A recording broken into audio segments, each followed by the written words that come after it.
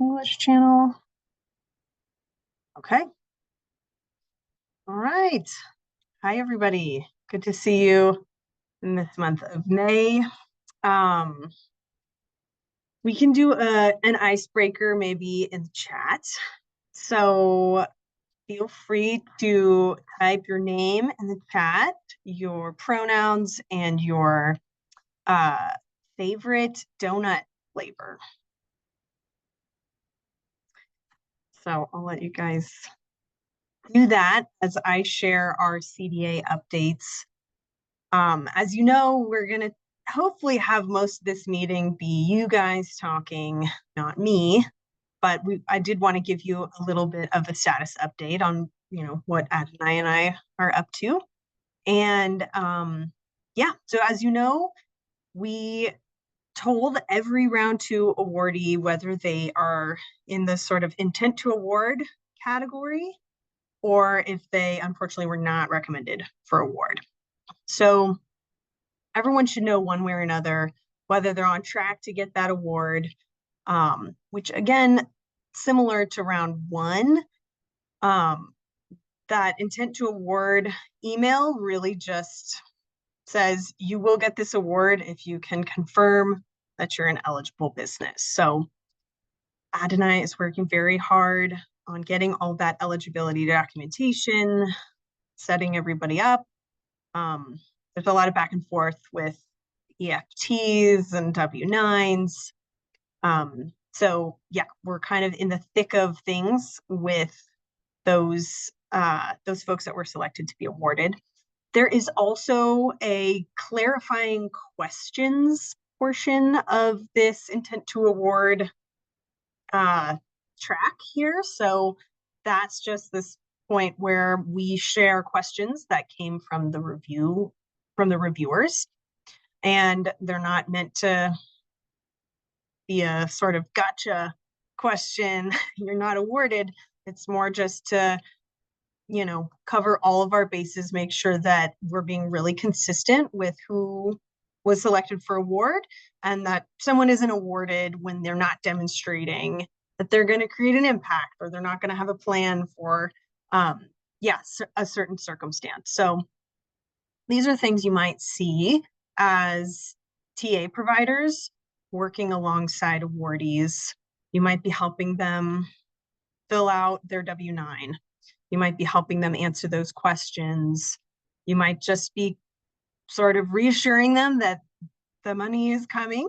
We're just sort of going through those steps. So that's how things are going our end with round 2. Everybody should have gotten that list of who applied and who was awarded in their region.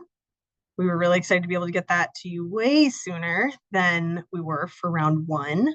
So hopefully that gives you a little bit of sense of how things went in your region. Just a friendly reminder, please don't publicize that list or the list of round 1 awardees quite yet. We are planning a big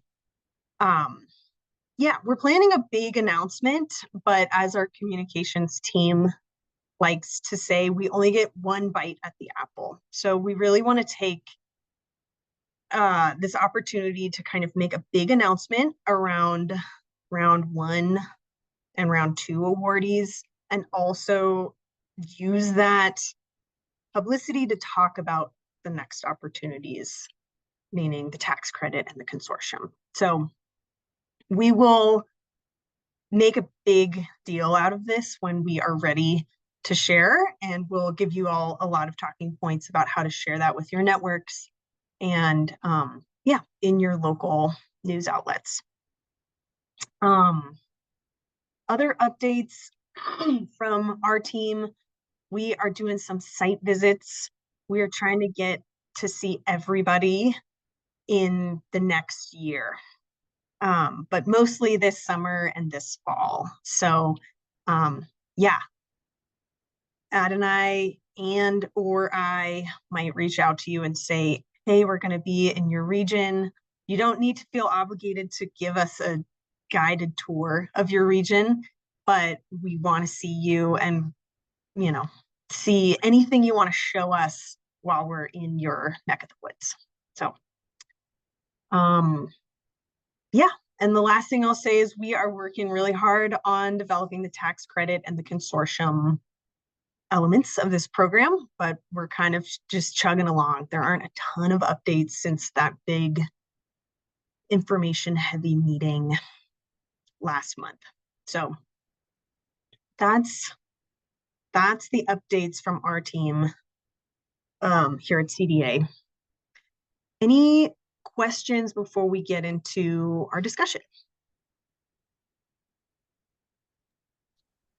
I had asked by email if we could get contact information for those round 2 awardees. I was wondering if you had any updates on that. We are meeting with our compliance team tomorrow at 2 about that. So I should have an answer for you at that point. Wonderful. Thank you. Yeah, thanks. Any other questions, comments? Okay. All right.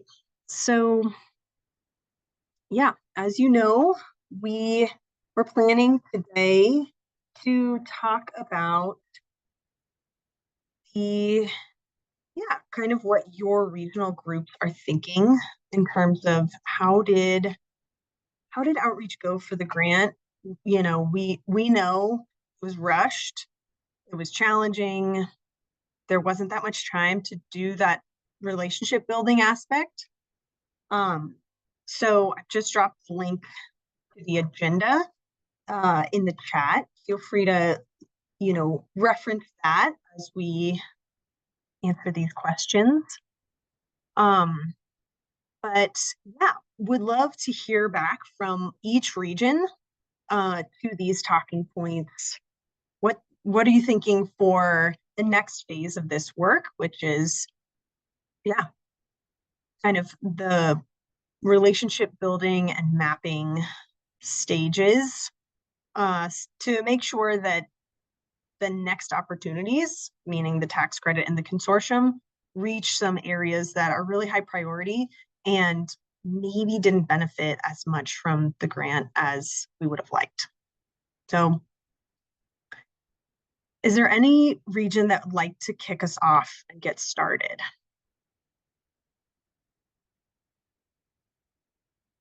I know we have a range of, we've got some contractors that have been with us for a long time, and we've got some who didn't have a lot of time at all to do outreach before the grant. So please don't feel like you have to, we're all at different kind of levels here, and wherever you're at is great. So, I will go ahead and start us off. Oh, so, okay. So this is Perdita Butler. I'm in the Pueblo area down south here, and working a subcontractor working under RMSCR. And we came to the game pretty late. So, a lot of our outreach was pretty last minute. And due to that, I would say like the context for us is that there are in Pueblo specifically, James might talk about Aurora separately, but in Pueblo, we have all together between round 1 and round 2, 5 awardees, and probably between the two areas about 8, right, or 9 total applications in. And out of that 9, 5 were awarded, and a few were awarded twice. So one of the contexts I want to say for that is because of that, the awardees, include Di Tomasio Farm, Musso Farms, which are kind of the usual suspects. So that there's a little bit of not conflict, but I would say contradictory thing, which is the 5 awardees are the most likely to also benefit or be able to use the tax credit program. And so that sort of makes sense to focus on them. because they can probably really benefit from the tax credit. But it would be nice to be able to do the outreach to the areas and the smaller businesses that didn't get awarded. So here are my questions about this. One, one simple or one strategy is to, focus on the people who were already awarded because they already meet all the criteria. They've already been vetted, right, for being in the low income, producing or whatever, benefiting low income communities and fitting the criteria. Whereas the people that were the second, tier would be the people that were not awarded but are already aware of the grant and like to help them actually get to the qualifications where they are considered, of benefiting a low income community and whatever else their issues are, why they didn't get the first time, and then going to the tax credit with them. And then third would be, look out, doing the outreach to the businesses or farms that we think would qualify, and then having to actually walk them through all the things that they need to do to qualify for being low income and meeting the criteria, and then introducing the tax credit thing. So, and there's a limited amount of hours, right? We have, especially us here, we have a very limited amount of hours. And so that's the dilemma of,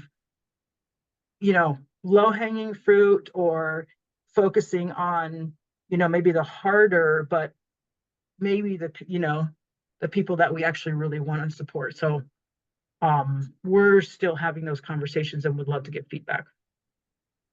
That is an awesome way to frame it, Perdita. And I feel like that might resonate with a lot of folks on this call where, with the time we have, how do we think about this? So, I've expressed this before, but right, it's not final until it's final, but we are at CDA very serious about continuing work with contractors. And our hope is to have you guys on board, if you're willing, for up to 2 years. And obviously that'll be one-on-one conversations with each of you, depending on what your organization's capacity is, what your desire is to keep working in this way.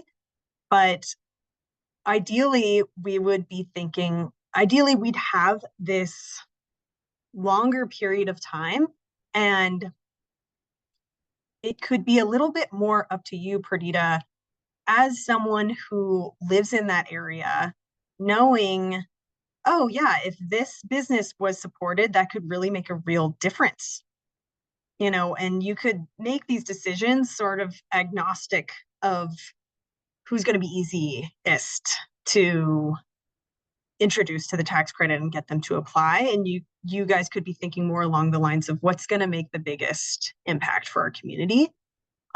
So just know that we are working very hard on doing, pulling together the funds to do those contract extensions so that we can have a longer runway here with this work.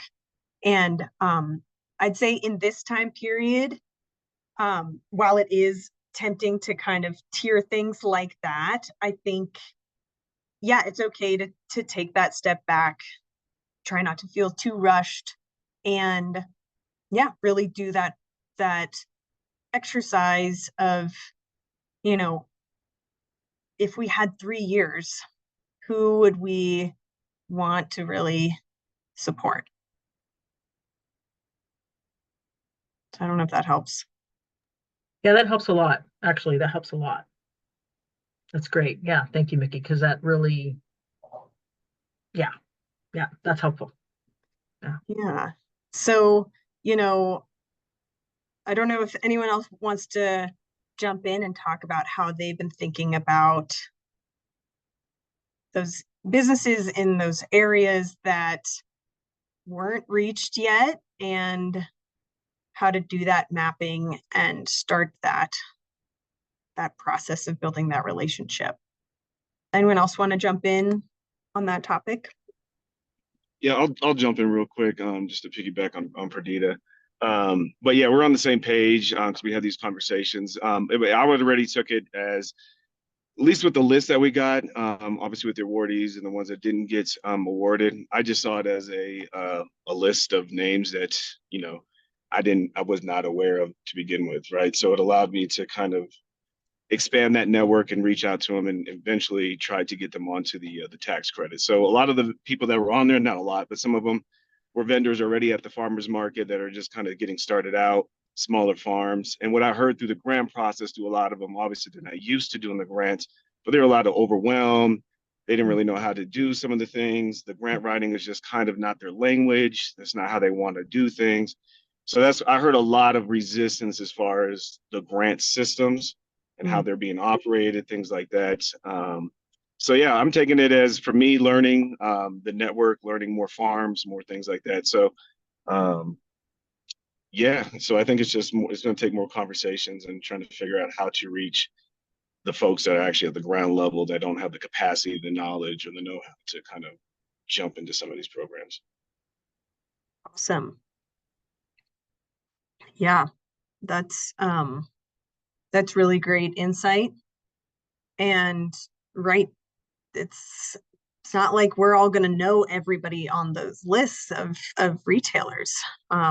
So yeah, I think that's a great place to be, James. And there definitely were quite a number of applicants and awardees in Aurora. So yeah, more conversations for sure with our team as well as all of those businesses. Jay, did you want to jump in? Oh, sorry. Sorry. Yeah, I feel like we did a pretty good job of getting all the eligible people that we like really knew of. I think one of the things that we don't know who we don't know, you know. And there's that. So I think this next time around we're gonna do like radio and newspaper advertising for this. It was a little short notice, and like we had a bunch of staff, new staff. So anyway, our marketing was very direct. We like went to places and talked to people and handed out flyers at key events, but it was all very like, in person. And so I'm interested in doing social media, newspaper, radio next time around. And yeah. And then I'm really curious if Aiva, if you, because she's my, she helped me with this a lot. She did a lot of this, and I'm just curious what she thought as far as like if we missed people, because I feel like we did a fairly good job of actually like visiting every person that could be eligible. Yeah, I definitely think that we did do that, and I think that we made a good impact in that way. One thing I kind of felt throughout the process of doing the grant is the area that we live in is so widespread. It's in some cases up to 60 to 75 miles either one way or round trip to make it to these places. So that of course does make it difficult to be as consistent as we needed to be with a lot of these people. So for example, looking at the awardees for the second round, and I might have missed it, but I think the Fort Garland market, for example, the two places that I really focused on, because I'm from Costilla County, was the Sonia's Market in San Luis, and then the Fort Garland Market in Fort Garland. And those two places are run by one of them is run by an older couple who didn't have a lot of access to technology. They didn't have a lot of access to doing the appropriate worksheets. So it took a lot of back and forth and setting up times, and they were gone for a month, and talking to them, telling them what they needed to get, explaining everything. And then Sonia doesn't speak English, so there had to be like translation in the middle of that. So I think we are living at least in the San Luis Valley in such a diverse place that we have to allow time definitely to be able to assist these people in the ways that they need, because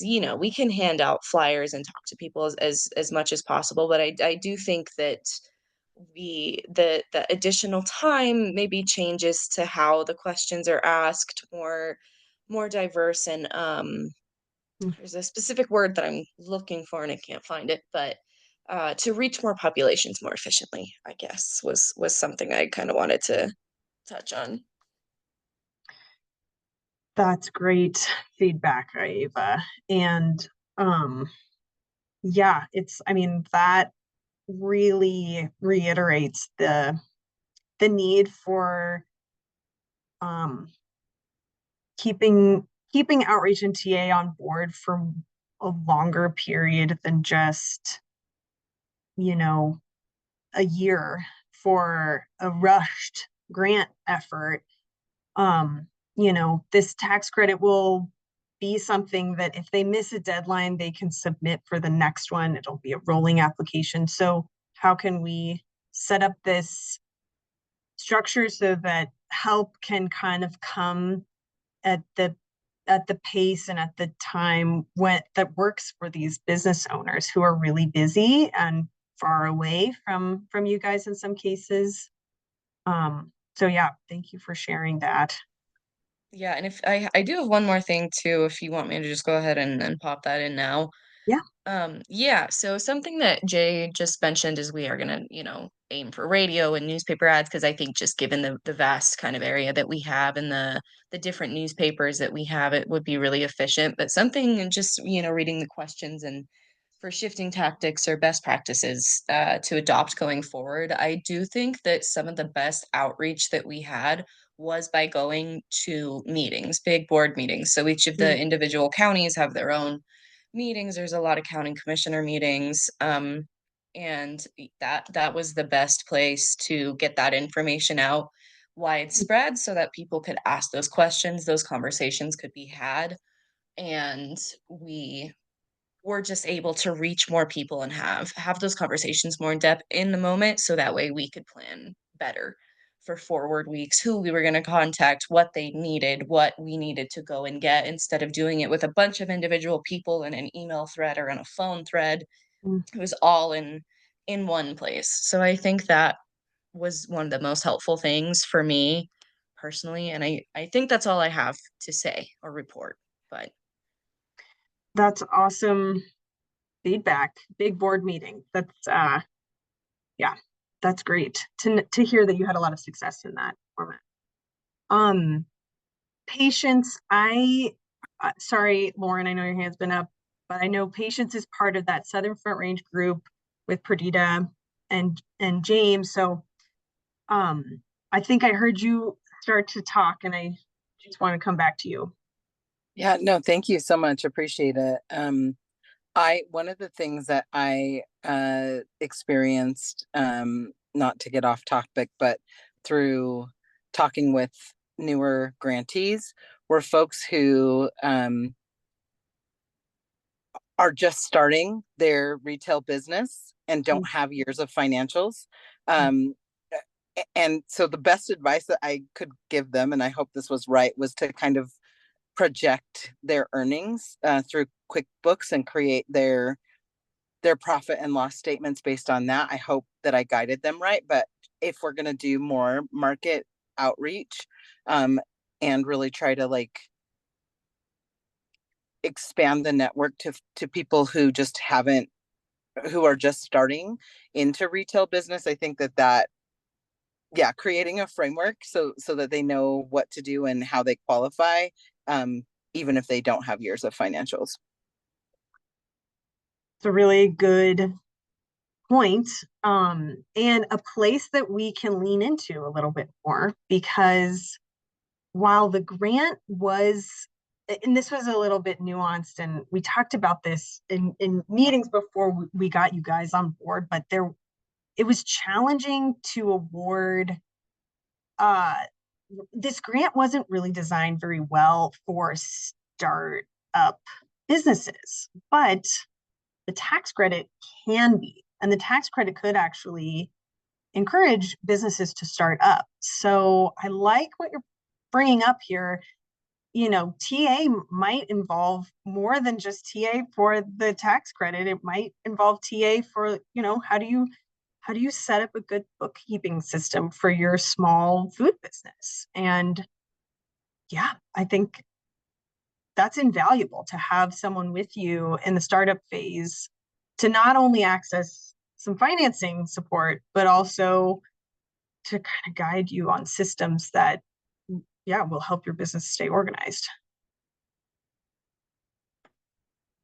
That's a really great suggestion. Okay. Any other thoughts from the Southern Front Range group or the San Luis Valley before we move down to the Southwest? Okay, Lauren, take it away.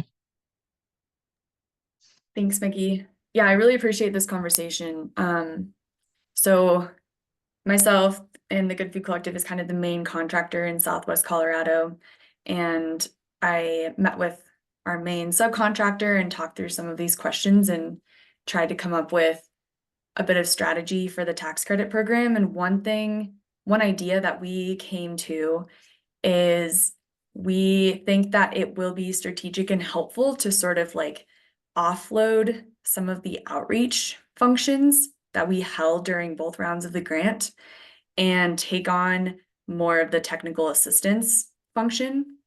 And to do that, we're trying to identify those more permanent entities that exist in our communities who are interacting with these eligible businesses in different ways, whether that's like our county extension offices, our small business development centers, our banks, other like really small coalitions that we might have just in one, working across one county, and educate them about this tax credit and encourage them to do that outreach to the businesses that they're already interacting with, and encourage that like capital stacking.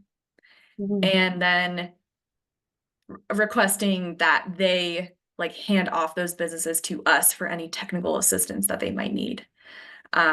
Because like we've all kind of discovered that technical assistance piece is a make or break for the businesses that need this opportunity the most and would have the biggest impact in our community. So that's one thing that we're doing. And then another sort of question that keeps coming up in our conversations with businesses about the tax credit is those same businesses who would benefit from the tax credit the most are also the ones that can't access capital to purchase the equipment initially to then take advantage of the tax credit.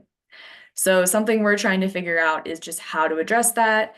How do we, as technical assistance providers, connect these like businesses with access to capital in order to take advantage of the tax credit? That it feels like a tricky dynamic already in conversations that we're having, because businesses are like, well, is this a for sure thing? Like, I don't want to take out this loan if it's not a for sure thing. And the tax credit is more sure than the grant, but it's still not 100% sure. So that's been something that's come up. And we've also gotten the question multiple times. Okay, well, if I'm going to get this tax credit, then instead of buying the cheapest used version of this piece of equipment, I want to buy the upgraded, nicer version. But again, I don't want to make that jump if I don't know for sure if I'm going to get the tax credit. So that's another thing we've been getting that we're trying to figure out how to address and navigate. And so if anyone has advice about that, I'm really curious to hear what your thoughts are. Super cool thoughts, Lauren. And I think what's interesting about your region, and maybe San Luis Valley as well, is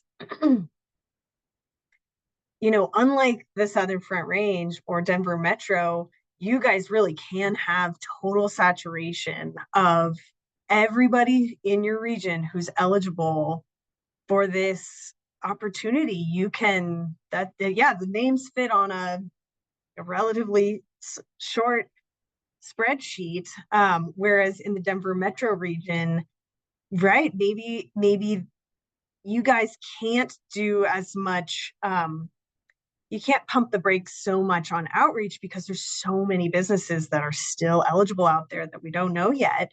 But I really love these themes of the capital stacking and getting together with other kinds of entities that provide support or TA to these businesses and getting them to know about this opportunity so that they can make a plug for it when it's applicable.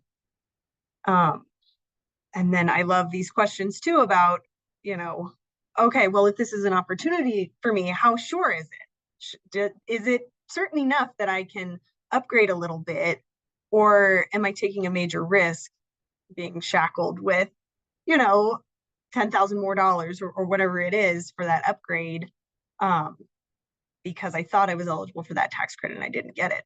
So really good points to bring up, and things to consider as we're still developing this tax credit program.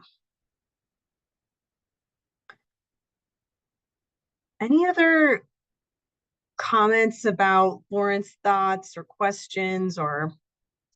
I feel like in a previous meeting, you had mentioned the possibility of some sort of, not a pre-approval, but a sort of like presentation of the idea and getting some feedback from CDA about it being eligible if it were submitted within the deadline and before the tax credit ran out. Is that still a possibility? Yeah, yeah. And that's actually something they wrote into the legislation. There shall be a letter of eligibility. So businesses can submit we want to make it clear that they don't have to do this, but if they are considering a big purchase and they want to know, one, am I eligible? Am I an eligible business? Two, if I bought this thing, would it be eligible for the tax credit? So they can have that letter of eligibility.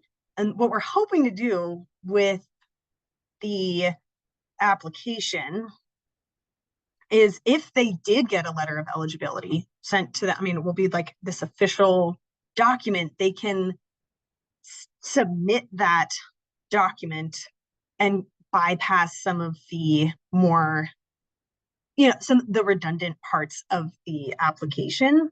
So that would not only would it give them a little bit of certainty that if they bought it, it would be eligible, but it would make their tax credit application go a bit quicker.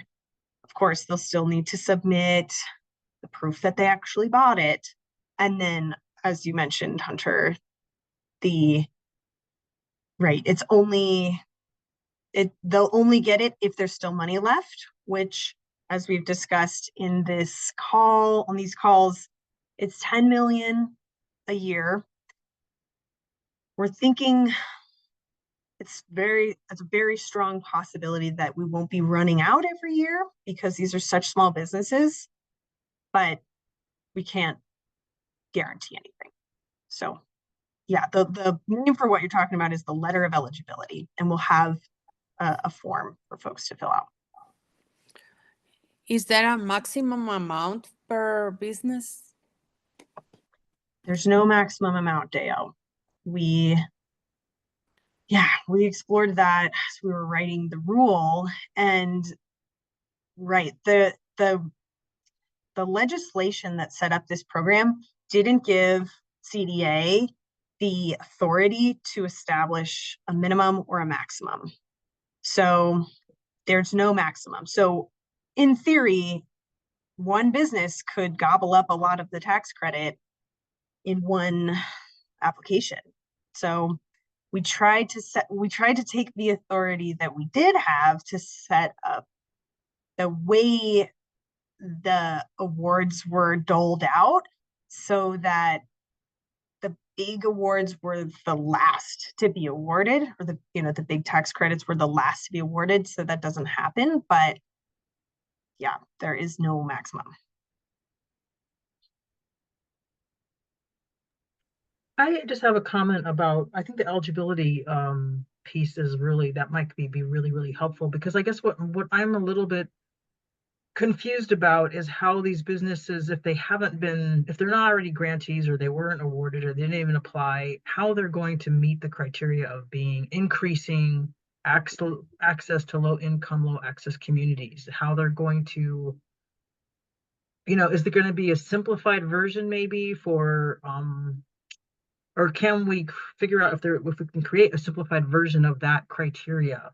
So like, for example, one of the businesses that didn't get it, it just said they didn't have the letter of support, small family farm or family farm. So that would be my one comment. Is there a way to? Yeah.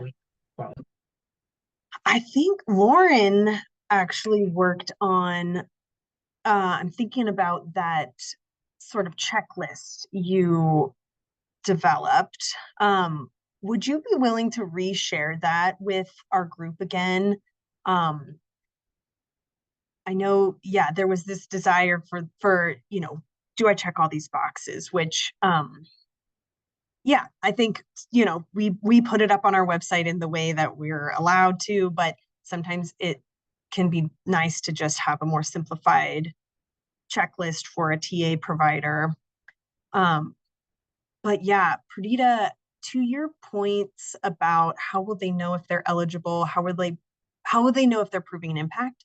That tax credit application will have a lot of the same questions to the grant application, which will just be tell us about how this walk-in cooler is expanding opportunities to buy healthy food. And so it will be a narrative response.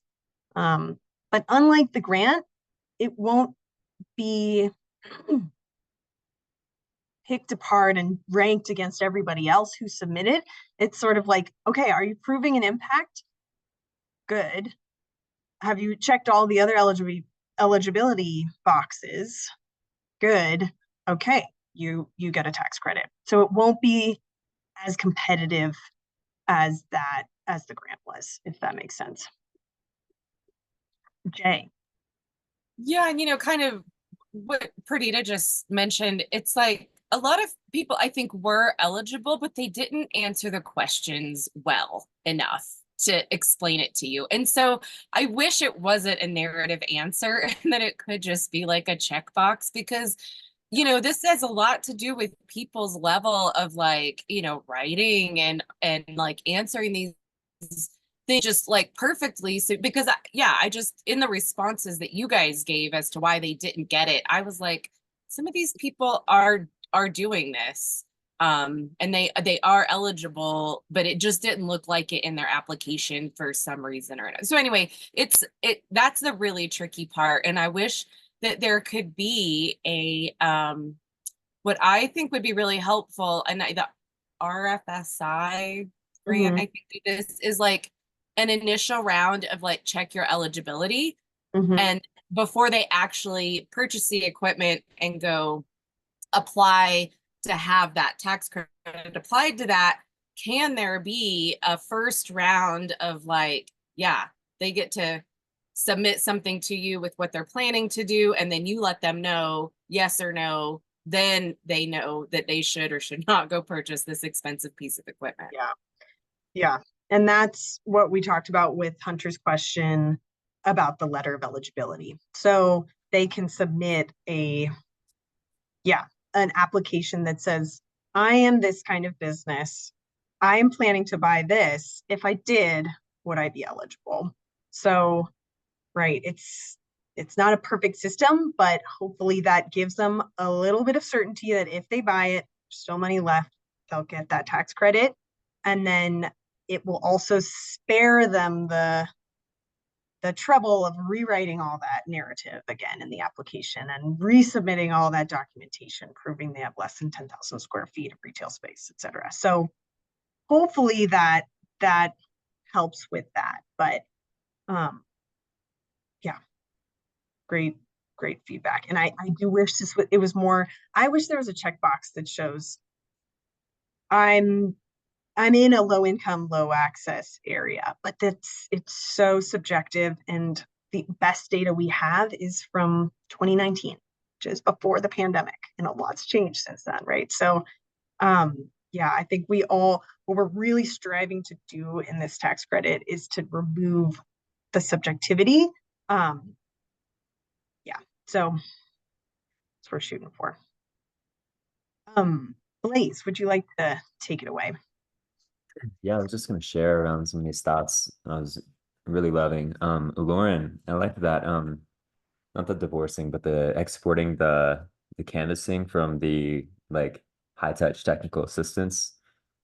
Because like what I found is like once like we would go really deep with some of our applicants, like Jay, like there was this one whose writing was really rough, and And it was actually just having a bunch of phone calls with her and like writing and like recording it and making grant narrative out of conversations and then taking that back there and saying like, is this what you were trying to say? You know, or is this what you're trying to do?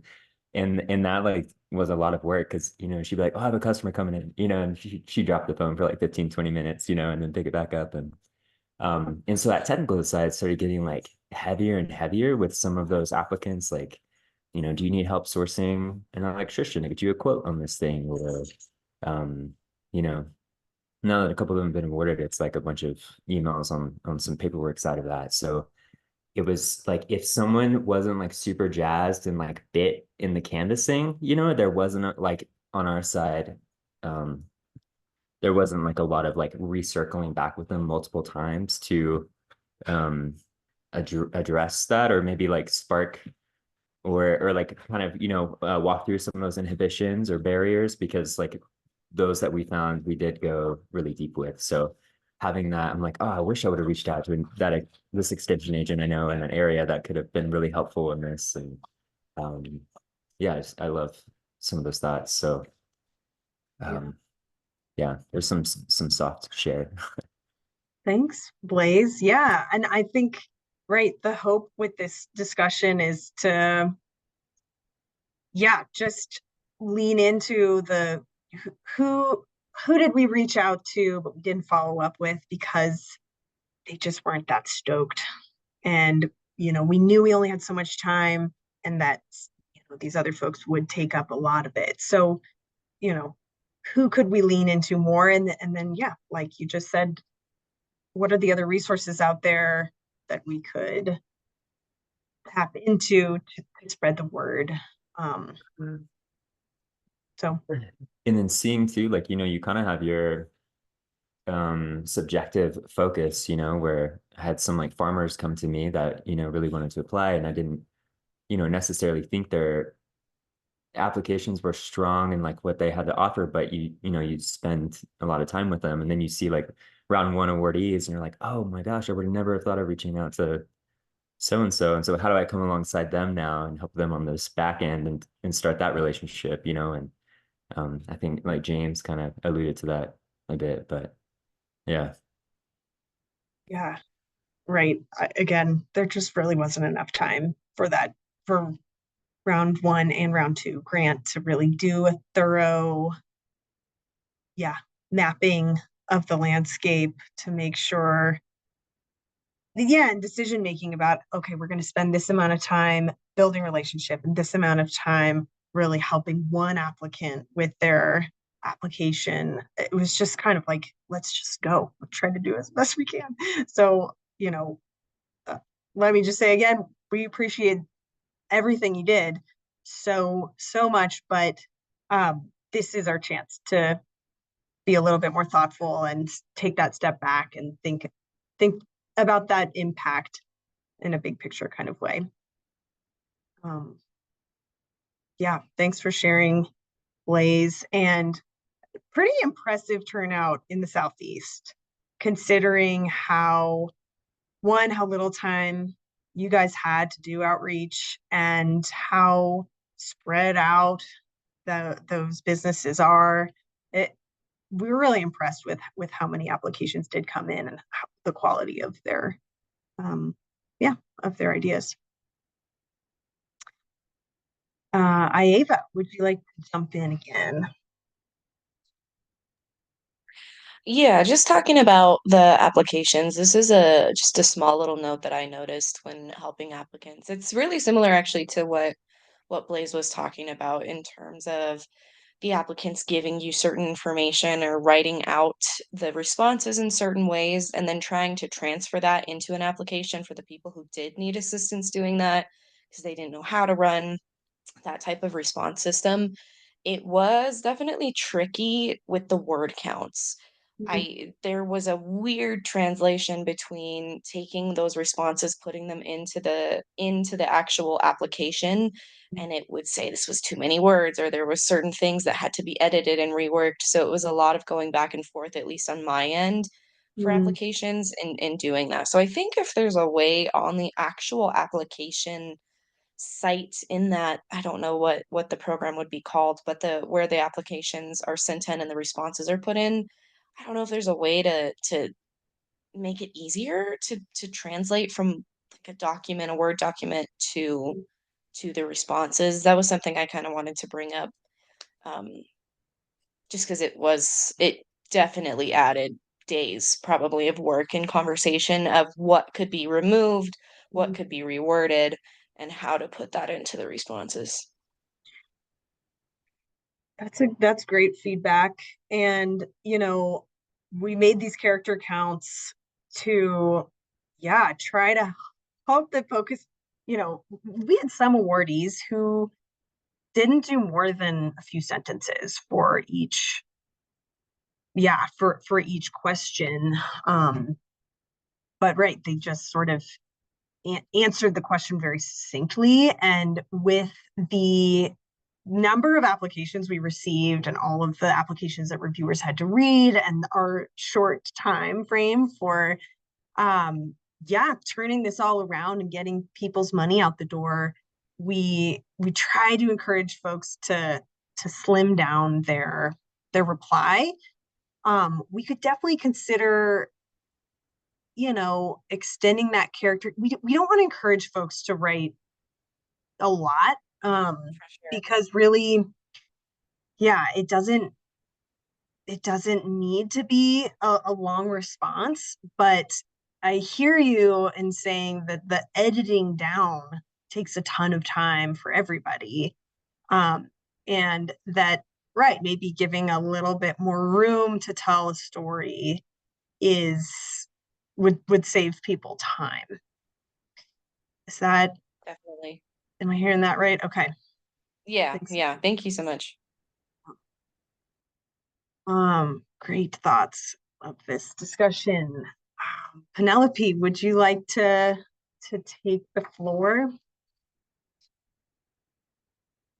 Yeah, absolutely. I'll continue with the statewide called the Southwest region, but we're specifically Montrose, Delta, and Mesa counties. And I have a little bit of a blend of what others have said for our focuses moving forward. So our group also feels like we actually have a fairly comprehensive list, except for possibly the Mesa County region. And that the folks certainly want to look at the denied grant applications. They already demonstrated interest, need, and a willingness, unless we just clearly see it's not a good fit.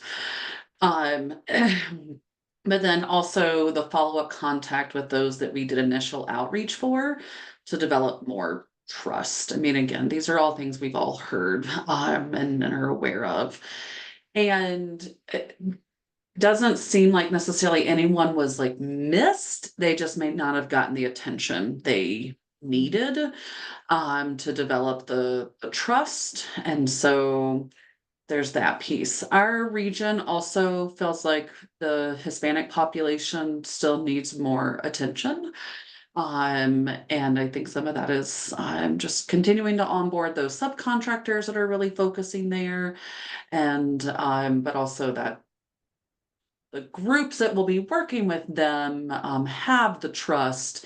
It's more the language around grants in general is a very foreign, and I know this isn't a grant, but just this any deviation from just a loan is a new foray for them.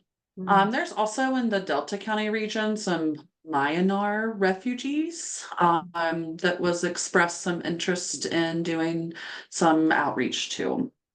So with that being said, our region's overall focus was one-on-one. We just hit the ground running with one-on-one outreach, and that certainly was incredibly effective. And we all agreed we wanted to do more public canvassing. I mean, again, will those audiences, are we reaching those audiences is a question with the methods that we've identified. But the possibilities of them hearing it via word of mouth, or seeing it in passing, just the more they can hear about it, the better, and the more that trust can have a stronger foundation when we do go to do the one-on-one. Ironically, similar to what Lauren's, not necessarily so clearly that same approach, but really wanting to talk with our social service partners. All of us have various partners in our communities that are really serving these folks, maybe more than some of us are, and just asking where they shop, to make sure we're hitting those places. And then I'm gonna take that and think like, oh, is there someone else that can help with outreach? We did a lot of work with the chambers and the small business development centers and made sure that they knew about this, and they helped provide some referrals. But want to circle back to them and see if there's any other support that they can offer. So that was really our biggest reflections as we move forward. Yeah, I think those are awesome reflections. Again, so impressed with how much your team was able to do in a very short period of time. Yeah, and right, given the limited time, what did you focus on? It makes a ton of sense. And then I love this zoom out and right, that the talking with social services partners and providers and just getting a gut check. Where are people using their EBT card? Where are people shopping for groceries? Is it all at King Soopers, or are there local retailers that, we could be in touch with? Super good thoughts there. Any comments or questions or ideas for Penelope, Western Slope folks?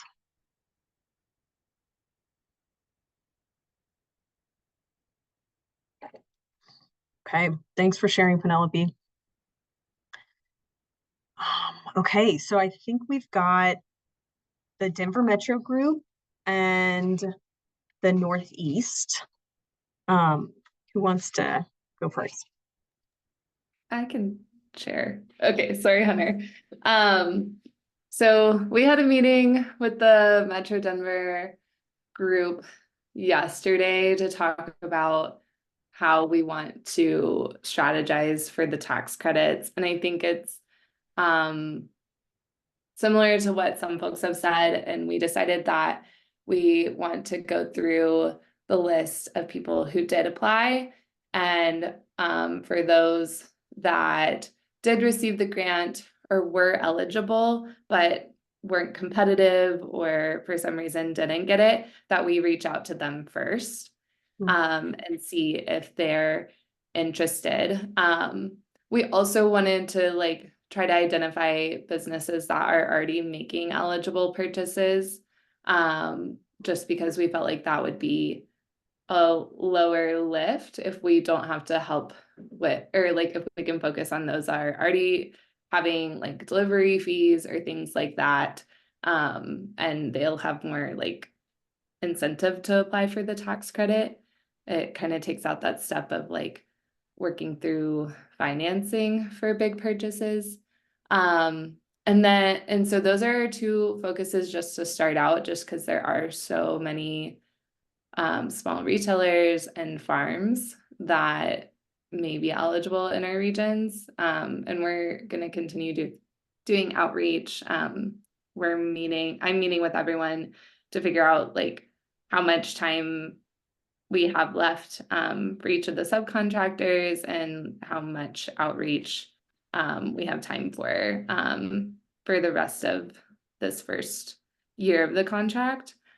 The other thing that was brought up with our group that I think is an interesting idea, Anjali mentioned that a lot of the cultural food stores will work with the same shared accountant that speaks their language. And so we want to try to identify who some of those accountants are that work with multiple stores across the metro area. And we're hoping that they might be a trusted voice to share information about these tax credits in everyone's native language. And so that's another area that we wanted to try to do outreach. We have worked with some county health departments who do inspections of small retailers to try to get the word out too. And so we'll continue working with them. So that's our focus for outreach for the tax credits, at least to start out. And just like with people that we need to do more trust building, we've heard that like the Spanish speaking community, the Vietnamese community, and farmers are all really reluctant about the tax credit and would prefer speaking with someone not in the government who has a lot of knowledge about this. So that's where we feel like technical assistance could be really helpful. When we were talking yesterday, though, we felt like there would be a need for kind of deeper training similar to what we had last month that covers the tax credit application process, eligible purchases, but also like what are the mechanisms behind the tax credit? Like what are some low-cost loan opportunities that we can connect people with? What's the timing of like applying and receiving the tax credit? What's the normal burden of like retailers and farmers? And so that we can understand what kind of impact this credit would have for them and how much money they might be able to save. So those are some of the questions and like further training that kind of came up when we were talking yesterday. There were a couple of notes about language that I wanted to share. One was that like with the video that y'all are working on for the tax credits, having a version in Spanish, not just like Spanish subtitles, would be really helpful. Yeah, and then let's see, what else? I think with that in-depth training, there was some interest in like, could there be, like since we were in the Denver metro region, could there be like in-person opportunities for that learning? And making sure that interpretation is provided for that. And then, so yeah, that's in general what we talked about, what came up when we were talking. We did have a couple of specific questions, Mickey, that I'll just say for the group. The first is like, what is the timeline for the summer? I know online it just says that the tax credits are coming. So do we know anything about that?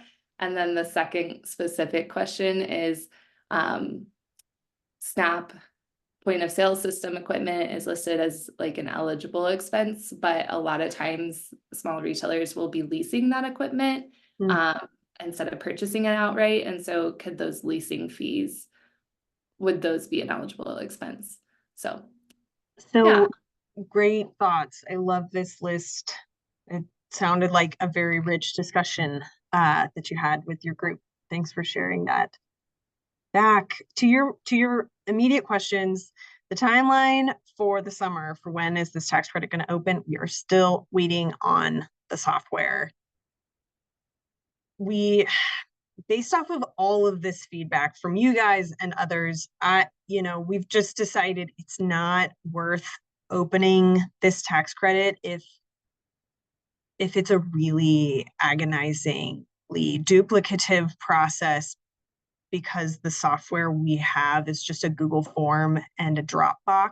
So to kind of shed a little light, if we were to go with that, we would literally have like a page of instructions for how to label each document you need to upload to box.com in order to keep track of everything. And I'm just thinking that's untenable, not feasible. So we are pushing our software folks as fast as we can to get that tax credit online. And once it's online, it will be open. So unfortunately, we don't have much of a firm date. I think there will be a point at the point past it, you know, we are going to go with a lower tech version that's a bigger headache just to open it, right? You have to open it at some point this year, but that's kind of the struggle we're having right now. To your question about leasing, unfortunately, it has to be a purchase. So yeah, I think that leasing question came up in another meeting, not about the POS systems, but yeah, it has to, and that's in the legislation. It's like amount certain spent on a purchase of costly equipment. What I'm hearing, I love your feedback on that deeper training. What I'm thinking is ideally, I mean, I don't want to jinx this, but hopefully by the time we meet again in a month, that the tax credit will be open. I'm really hoping for that. We're ready to go, and we can just take the entire meeting to go through it together, and everybody's welcome to invite their subcontractors so we can, yeah, kind of get deep into it and walk through it together. And then, yeah, gosh, there's so many thoughts you shared that I really appreciated.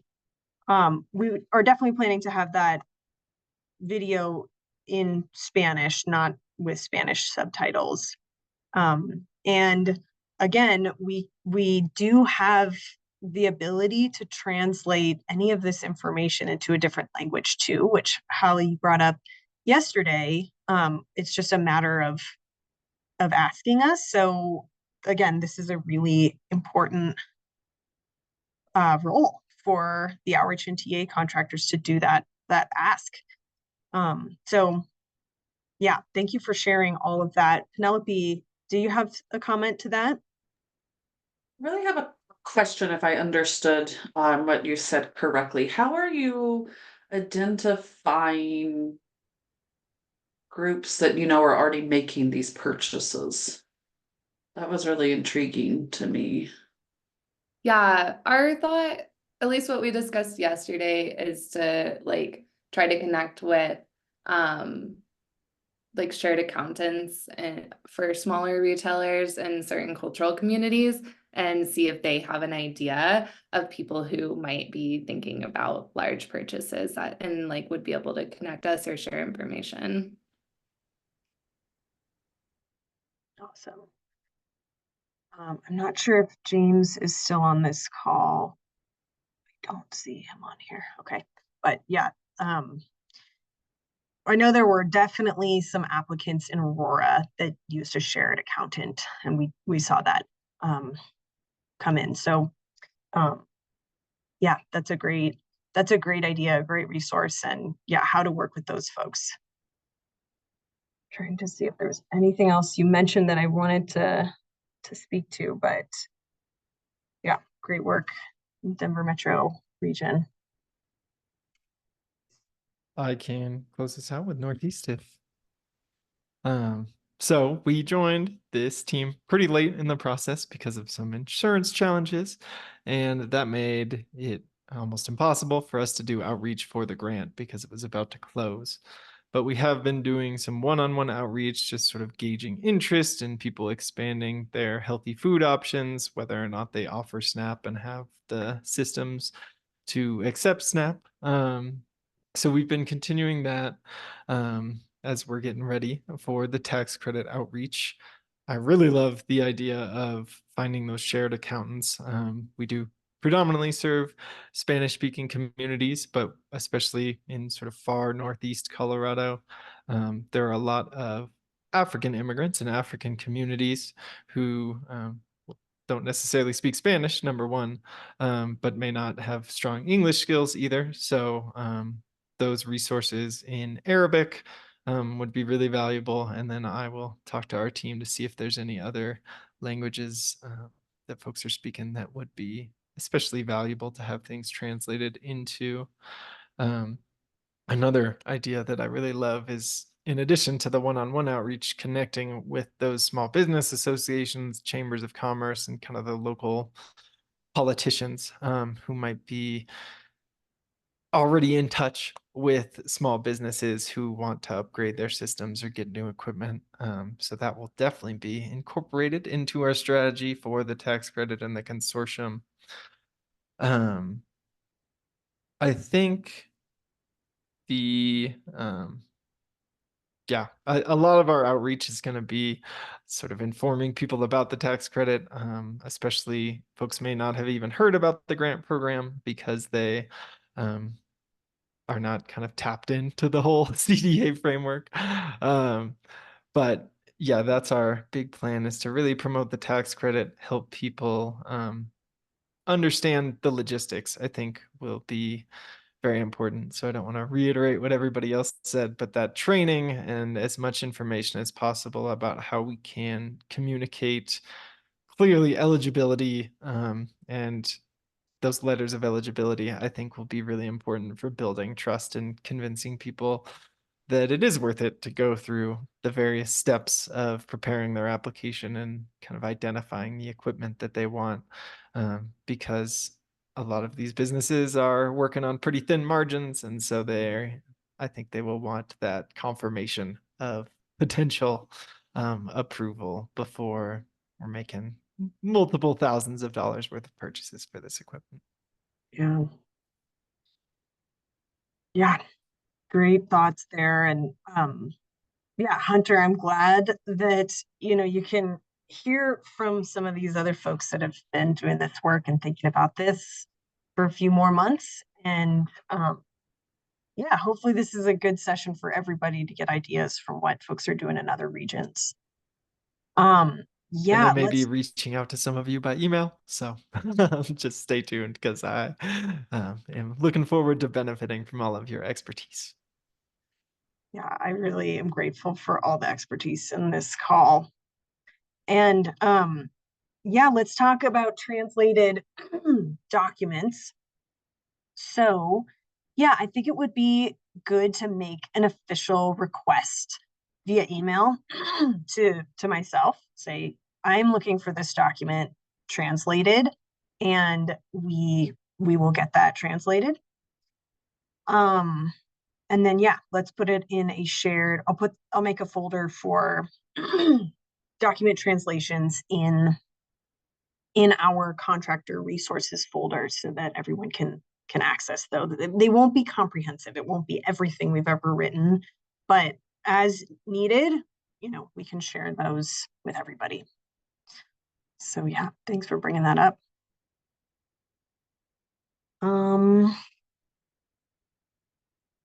Yeah, Hunter, a lot of really good thoughts there. Excited for, yeah, we're excited to see, unsurprisingly didn't get a ton of applications from the real far northeast corner. So yeah, we would love to be in touch about who to start those relationships with, and yeah, who might be a good fit out there if there is anybody.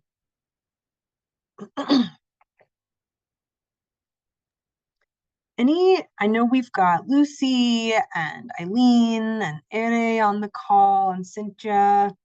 Any other comments at all for this group?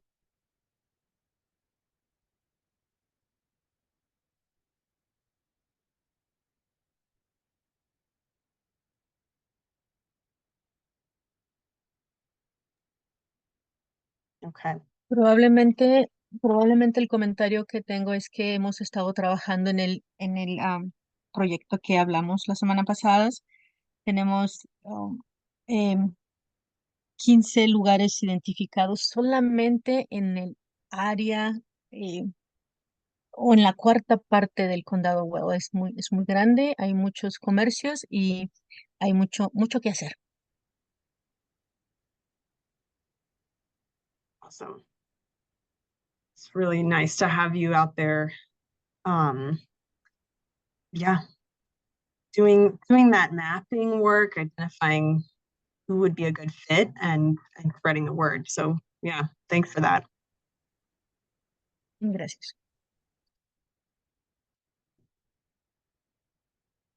Okay, this was a super helpful session for me. I've taken a ton of notes, but in all caps and underlined is we need a deep, deep training on the tax credit when it's open. I don't want to jinx myself, but I'm hoping that our next session could be that. Jay. This is, yeah, I wanted to say, and I don't know how much this like is relevant or applies to the other organizations here, but for ours, and Lauren spoke to this earlier about like stacking the outreach we're doing. And because this is the financial support for people, everybody needs like financial help. And so I'm almost wondering if this group, if everyone wanted it, that we don't collaborate, like have a meeting where we talk about the other financial opportunities that our retailers and farmers could apply for that like aren't obviously so regionally specific, but a lot of this stuff, there's a lot that CDA has, USDA has. There is a lot of money out there in programs that our organization does know a lot about, and that it's really, and that's how I'm approaching this is, hey, I know you need financial support. I have a list of people on, a spreadsheet, and I'm offering them all the things I know about, not just this. This is like one of them. But I just thought that like maybe we could all share a training of like all the opportunities. Just like another incentive for those folks to want to talk to us about this. It's like, oh, we have actually 10 things to offer instead of just one. My bright idea at the last minute. Love that bright idea, Jay. And why don't we do this? Knowing the uncertainty of software pacing here at CDA, why don't we kind of give you all a little bit of homework again for the next meeting? And if we're not yet up and running with the tax credit and we can't do that deep dive yet, we'll take another monthly meeting to talk about the other opportunities, and that can kind of go into that trust and relationship building stage that you guys can be doing in this interim period where there isn't a tax credit application ready to click on. How does that sound? Okay, seeing some nods. Deo, go ahead. Ya, yo creo que es muy importante crear un network entre todos los que estamos dando la asistencia técnica y crear, como dijo, se me fue el nombre de la persona que habló anteriormente, de todos los recursos que podemos darles a los negocios que estamos ayudando y también entre nosotros, pues dar a conocer, aunque sean regionales, muchas veces conocemos a otros negocios que están en ese lugar y referirnos entre nosotros los demás negocios. Y crear ese network para conectar a los productores, las granjas con las tiendas, y las tiendas entre sí, porque muchas veces, pues la idea de crear el hub, que compren en volumen las tiendas en un solo lugar, pues crea una disminución en el precio de los productos que están comprando. Yeah. Thanks, Dale. I also want to just, remind everybody that we do have an incredible resource guide that was developed by Growing Home for that corner store outreach. So it's in this folder in our contractor shared resource folder. So there are these two or there's this corner store outreach guide, which, you know, talks a lot about how to establish those connections. And at the end of it, there are a lot of resources that are really focused in on corner stores, but maybe we want to be developing a tool that's opportunities for farmers, farm stands, separate from this, so that we can be sharing that, while also building out more resources that are up to date and relevant for corner stores. Lauren. Thanks for bringing this up, Jay. I really appreciate it. I've had conversations with a couple of contractors or sent a couple emails out about this topic. And so I would love to have that group conversation at our next meeting. And my thought and request is, I'm assuming that a lot of us on this call have our regional resources. I'm curious if anyone has like statewide resources that they could share about, and if not, Nikki, if there's anything in your tool belt from the CDA or any of your other contacts that are like broader, more statewide that we could pull into that conversation and learn about, I think that would be really helpful. We're a smaller region, we're rural, like the resources that we have for folks to access capital are limited. And so I'm curious if there are like, yeah, those like bigger lenders or entities at a more statewide or even like a USDA federal scale that could be helpful for us. Yeah, I think, yeah, I'd love to contribute to this list to the extent that yeah, I know, but you guys might know more than I do on certain topics. So yeah, let's build this toolkit, and hopefully that helps us, helps you guys be that go-to resource for these business owners and support them in more ways than one, which I know a lot of you are already doing. But yeah, Blaze, I'm gonna click on this link. Yeah, there's a really great resource that I was given through the Nourish team that I think was done through a I don't want to speak too much on it. Yeah, and this is really good. You can go through and like look for, you know, grants for food pantries, grants for producers. It's like broken out in the food systems world, so kind of a really cool, statewide resource list there. That's awesome. Thank you. Please. Super helpful. So yeah, why don't we kind of take this prompt, I guess, this homework idea, think about the way you'd like it to be organized or what resources you have to share, and then we'll plan to come to this discussion either at the next meeting or the meeting after, to talk about this as a group. And if you want to meet with me separately in the interim, yeah, I'm all for that too. So yeah, great ideas and great discussion today. Any other comments for the good of the group? Cool. Well, it was really great to see you all, as always. Before I close out this meeting, I'm going to read all of your donut flavors. But feel free to enjoy the rest of your day. And as always, don't hesitate to reach out if you want to talk specifically about what you should be doing in your region right now, what the way you should be thinking about things, or, you know, specific questions about the tax credit or the consortium as we know it now. So yeah, enjoy the rest of your day, you guys. Thank you. Thanks, everyone.